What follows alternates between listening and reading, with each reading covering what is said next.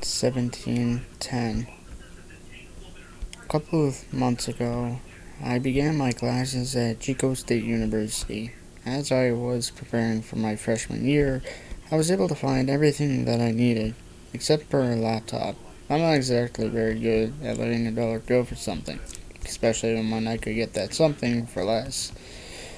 I searched the internet for good deals on laptops, finding none that suit my frugal habits. Classes were only 2 weeks away, and I was becoming desperate for a computer. Several days later, I saw an ad in the newspaper for a laptop that was being sold for only $600, and not too far from where I live.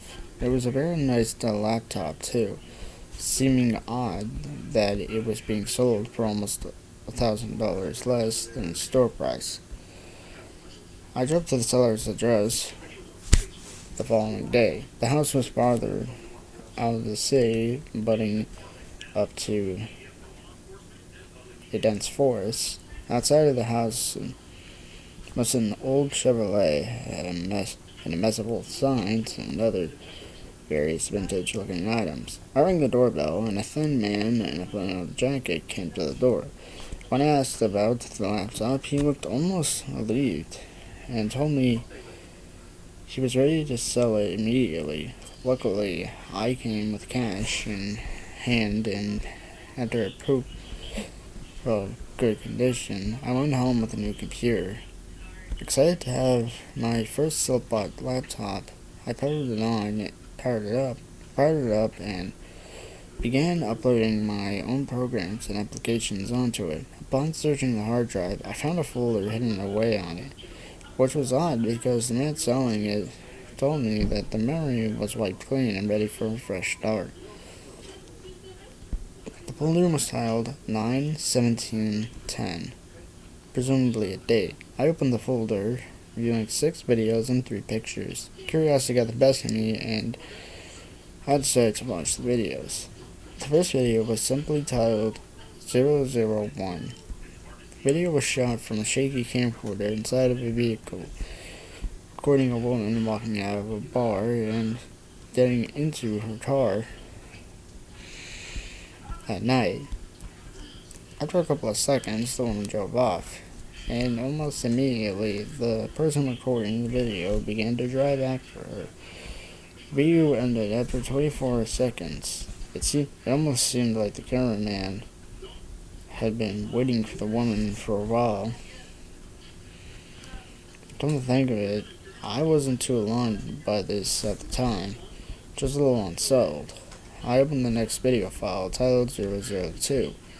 I assumed that it was the next part of the first video. My assumption was right.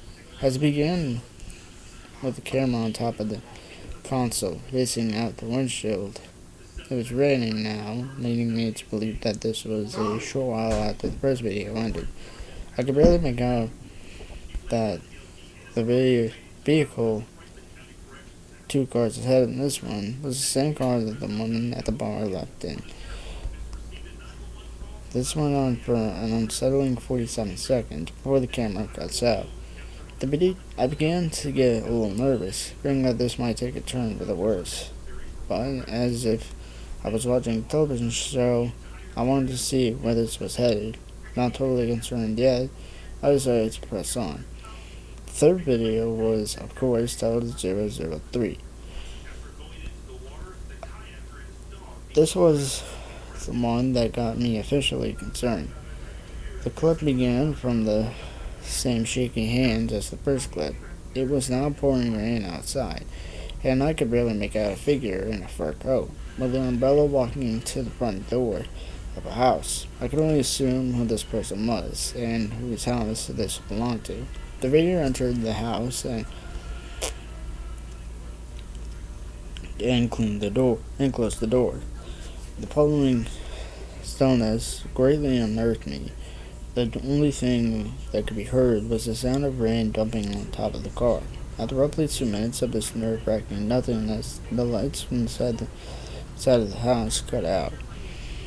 Another minute or so went by before the camera was placed onto the console again, and the sound of a person exiting the car broke the stillness. After the car door quietly closed, another figure, this time hooded, could be seen walking towards the house.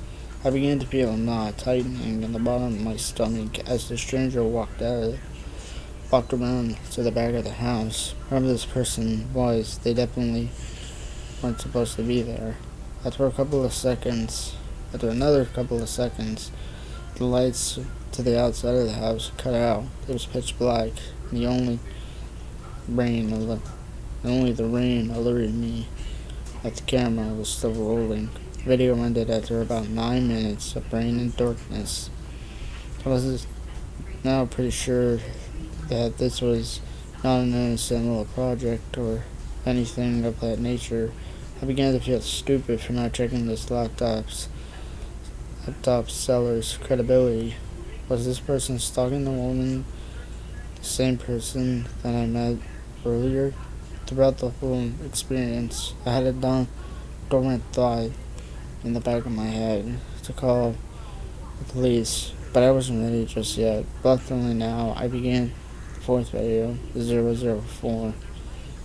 It was dark again, but the rain had stopped, and I was left with only silence. Not long after the clip began, I could make out the sound of footsteps on gravel, getting louder as someone was approaching the vehicle. The car door opened, and the dome light was turned on, and I could tell that the camera was now on the floor of the car, pointing up towards the roof. I heard some fumbling in the background, and suddenly a thump sounded in the back of the truck. An arm abruptly obstructed the camera's view, and a large tarp could be seen being pulled out from the car. I had only one scenario running through my head, and I hoped that it wasn't true. The person picked up the camera and put it back onto the console and began to back up. They drove for a good 3 minutes before parking in a branched off road. I was exiting the car to work on the load they are carrying. 6 minutes after, the car was moved again to a different location, and the camera was picked up and carried underhand and away from the car. I can see now that it was the same ship bucket truck that was in front of the seller's house. I was about ready to call the cops on this creep when the camera turned towards the house. It was a completely different house than the one I visited. I was a little relieved by this, though it didn't prove anything.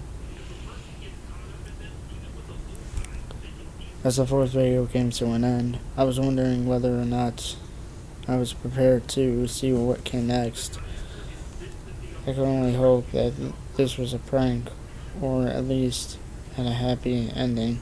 005 began inside the house. It was extremely dark.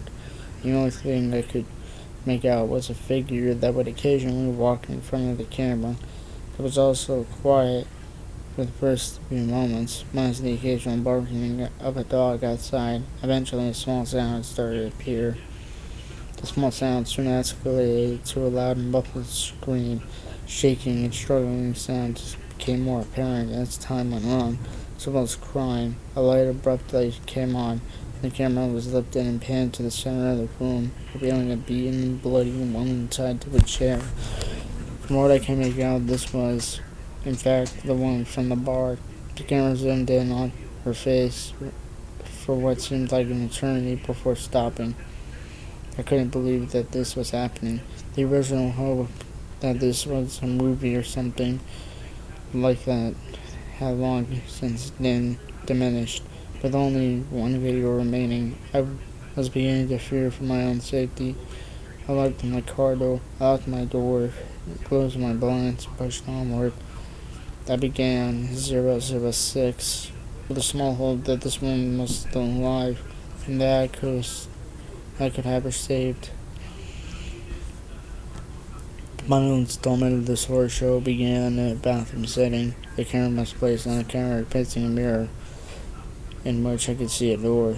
The only sound I could make was a familiar sound that destroyed my hopes. Power tools. I sat in front of the screen for what felt like hours before the sound stopped. More silence, then heavy footsteps, accompanied by what sounded like something being dragged. The doorknob turned and the door was pushed open. Out of the darkness of the rest of the house appeared a middle-aged woman dressed in what I can only describe as lab attire, sporting a respirator and a pair of long rubber gloves. This, for some strange reason, gave me a small amount of relief. In the reflection, the woman struggled to drag something to the bathtub. As she hoisted it into the tub, I could see there was a large black garbage bag. I felt like I was dreaming. It was like I was watching a horror movie unfolding on the screen. She lifted the bag up, and the tub, now empty, except for whatever entrails that still dropped out. She picked up the camera and placed it on the ground, facing the tub. On the floor in front of the bathtub was an assortment of corrosive substances and several other empty containers. The woman began to dump the liquids into the tub, which was followed by an awful noise I can only describe as pop rocks mixed with coke. The video ended, and I was left bewildered and panicked. I finally opened the pictures. The first was a picture of the truck. The second was a picture of the girl tied up before she was beaten. And the third picture brought up a corrupted file notice. But maybe that's a good thing. I managed to keep the two pictures before I handed the laptop over to the police. I was reimbursed my $600 along with a bonus. Apparently the victim was the young girlfriend of the older woman's ex-husband. The older woman was arrested almost a year before, but was freed of all charges due to a lack of evidence. The ex-husband was incarcerated instead. I guess this was the missing link. I hope this has solved any unanswered questions, although I'm not sure who the man in the flannel jacket was, or how he got hold of the laptop, or how he owns the same truck as the murderer. I guess I'll just leave that to the police.